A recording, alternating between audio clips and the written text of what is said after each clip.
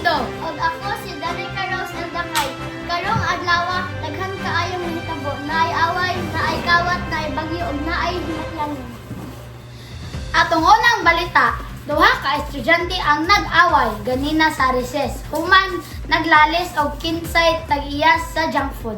Ang usa niingon og ako ni nitubag ang usa naaman ni sa akong plato.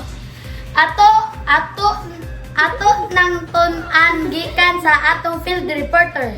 Salamat. Ako si Carmel Fargo si Lumapas. Nag-report live gikan sa kantin. Sumala sa saksi, nagsugod ang away human kalit na nawala ang junk food. Ang usa ka estudyante nihilak. Samtang usa nakit-an nga naghungit na daan. Ako ang yutong jumpers paglingi na ko iya lang gikaon. Abi kog fites, wala mangan. Sa pagkakaroon, wala pa makit-an ang junk food. Gituuhang patay na ug naa na sa tiyan sa suspect. Balik sa studio. Sa laing balita, usa ka estudyante nasakpan na nangopya sa quiz. Apa nasakpan siya kay imbis answer ang isulat, ngalan sa iyang seatmate ang nabutang. Atong paminaw ng suspect. Akopya man ako ma'am kay nagdali ko. Sa laing balita, usa na pud ka estudyante ang kalit nihilak sa classroom. Nasuta nga dili di ay tungod sa problema, kundi tungod kay nawat-an siya og piso para sa ice candy.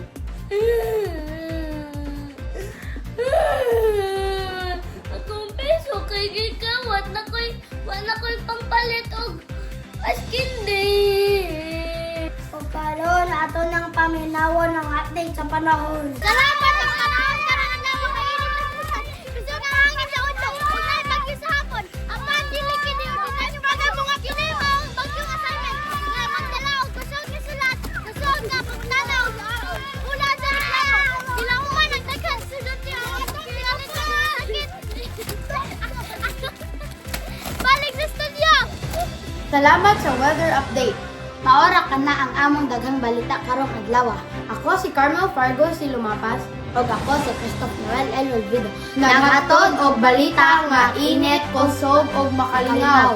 Daghang salamat sa inyong pagtanaw. Ako si